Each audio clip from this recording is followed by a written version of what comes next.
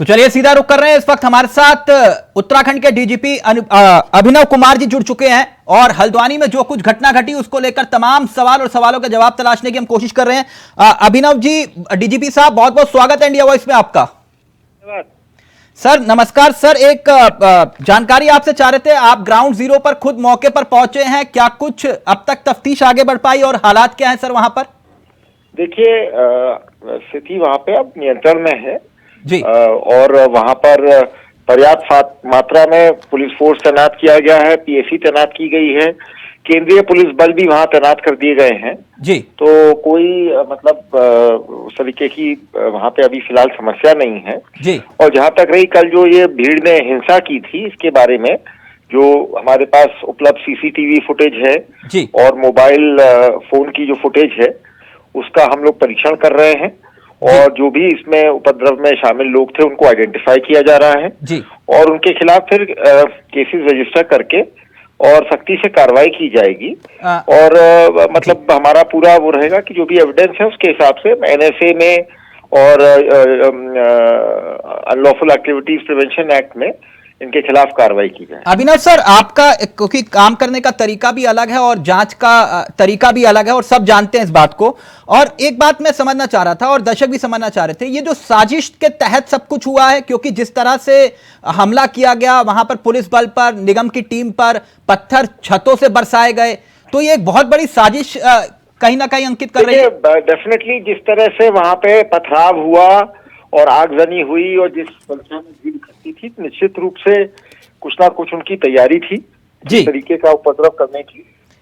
Sir, अब जो action की बात आप कर रहे हैं, कार्रवाई किस तरह से करेंगे और जो नुकसान हुआ है उसकी भरपाई के लिए क्या कुछ प्लान है आपका? देखिए, ऐसा है कि जो जो एक्शन है वो हम बिल्कुल लॉफुल, जो भी हमारे पास लीगल अथॉरिटी है उसको हम एक्सरसाइज करते हुए स्ट्रिक्टेस्ट पॉसिबल एक्शन लिया जाएगा। ये जो भी उपद्रवी तत्व हैं इनको चिन्हित किया जाएगा, इनके खिलाफ कार्रवाई की जाएगी और जहां जहां अवैध अतिक्रमण है ऑलरेडी चिन्हित है और कहीं पे और अगर उसके बारे में जानकारी मिली है उसको भी उसके खिलाफ भी कार्रवाई जो है जारी रखी जाएगी। अभिनव सर, एक बात, इस उपद्रवी तत्व से परेशान होके या विचलित होके जो हमारी ड्यूटी है लॉफुल तरीके से लीगल एनक्रोचमेंट्स को हटाना पब्लिक लैंड से, वो हटाने की कार्रवाई जारी रही। लेकिन सर, जिस तरह से यूसीसी आया और उसके तुरंत बाद ये घटना घट रही है, तो कहीं ना कहीं ये आपस में कोई उसका तालमेल तो नहीं दिखाई दे रहा? देखिए, जैसा मैंने कहा कि अभी हम सारे पहलुओं पे पुलिस और हमारी जो इंटेलिजेंस एजेंसीज है गहनता से जांच कर रही है और जो भी एविडेंस तो अभी हम कुछ भी रूल आउट नहीं कर रहे हैं जी। और जो भी एविडेंस आएगा उस एविडेंस के हिसाब से हम लोग कार्रवाई, क्योंकि सर छतों से अगर पत्थर फेंके जा रहे हैं, इंटेलिजेंस फेलियर के रूप में इसे नहीं देखा जा सकता, क्योंकि देखिए ऐसा है कि ये अभी इस बारे में कुछ भी कहना मैं समझता हूँ प्रीमेच्योर होगा कि क्या सूचना थी, क्या उन लोगों की तैयारी थी, उसकी पूरी गहनता से हम लोग जांच पड़ताल कर रहे हैं। सर, इतनी बड़ी घटना अंजाम दी जा रही है भीड़ के द्वारा, तो भनक तो होगी कहीं ना कहीं कि ये सब कार्रवाई। बात नहीं है, भीड़ अगर कैसे इकट्ठा हुई, क्या हुई, सारी चीजें हम पता कर रहे हैं ना। क्योंकि सर ये तो बात यह है कि भाई अगर कार्रवाई हो रही है और भीड़ इकट्ठा हो रही है तो कहीं ना कहीं भीड़ को भनक दी है, तो किसी ना किसी ने सूचना दी है जी, तो उसकी भी हम लोग जांच पड़ताल कर रहे हैं। सर, ये तो क्योंकि बहुत तनावपूर्ण इलाका माना जाता है, इससे पहले भी पुलिस के ऊपर इस तरह से पथराव वहां पर या फिर पुलिस के खिलाफ इस तरह से और धार्मिक नारे तक लगाए गए वहां पर। हाँ, तो कहीं ना कहीं ये साजिश, वो बनपुरा का थोड़ा सा इतिहास रहा है, सेंसिटिव एरिया है, थोड़ा वायलेंस प्रोन एरिया है वो, तो वो हमारी वो सब उसकी हिस्ट्री भी हमारे संज्ञान में है और वो सारी चीजों को मद्देनजर रखते हुए हम आगे की कार्रवाई करेंगे। सर, कितने लोग जख्मी हुए और कितनों की जान गई है, अगर आप प्लीज क्लियर करें। अभी तक की हमारी जो सूचना है, हमारे पास 5 कैजुअलिटीज की सूचना है और जख्मी तो कई दर्जन लोग जख्मी हुए थे, इसमें कई सारे पुलिस वाले भी जख्मी हुए थे जी।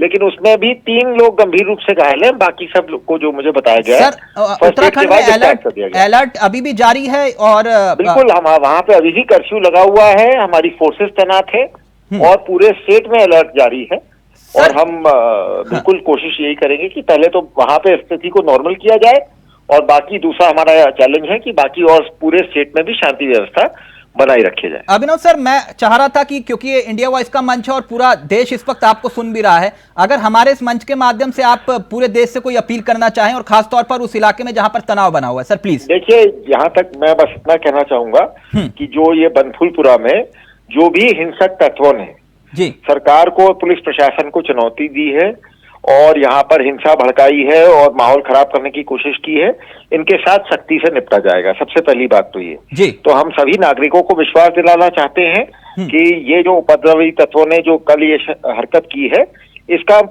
कानून के हिसाब से मुंहतोड़ जवाब दिया जाएगा। Sir, number 1। गिरफ्तारी और नंबर 2, हम सभी नागरिकों को विश्वास दिलाना चाहते हैं कि वो अफवाहों पर ध्यान न दें और शांति व्यवस्था बनाए रखने में पुलिस प्रशासन का सहयोग करें। सर, कोई अभी तक गिरफ्तारियां हुई हैं?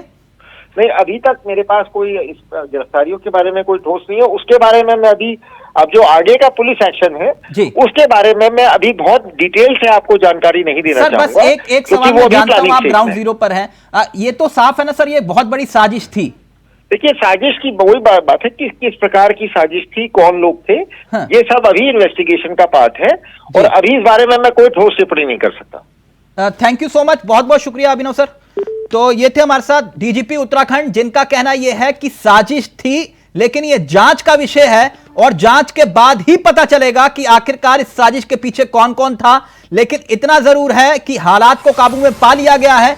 दावा किया जा रहा है कि यह पहले से ही प्लानिंग थी। इंटेलिजेंस इनपुट का फेलियर साफ तौर पर दिखाई दे रहा था, जिसका जिक्र खुद डीजीपी कर रहे हैं और जांच की बात तक की जा रही है। लेकिन इसके साथ साथ एक बड़ी खबर यह कि जो उत्तराखंड पुलिस की तरफ से पुष्टि की गई है कि 5 लोग इसमें जो हैं अपनी जान गंवा चुके हैं और 100 से ज्यादा लोग घायल बताए जा रहे हैं। यानी कि एक बड़ी घटना को अंजाम देने की कोशिश की गई थी। फिलहाल हालात वहां पर अभी भी तनावपूर्ण है, लेकिन स्थिति को काबू कर लिया गया है और जिस तरह से महिलाओं का सहारा इस पूरी घटना में लिया गया, उसको लेकर जांच की जा रही है और सीसीटीवी को खंगाला जा रहा है। यह एक बहुत बड़ी खबर जिस पर लगातार इंडिया वॉइस बना हुआ है।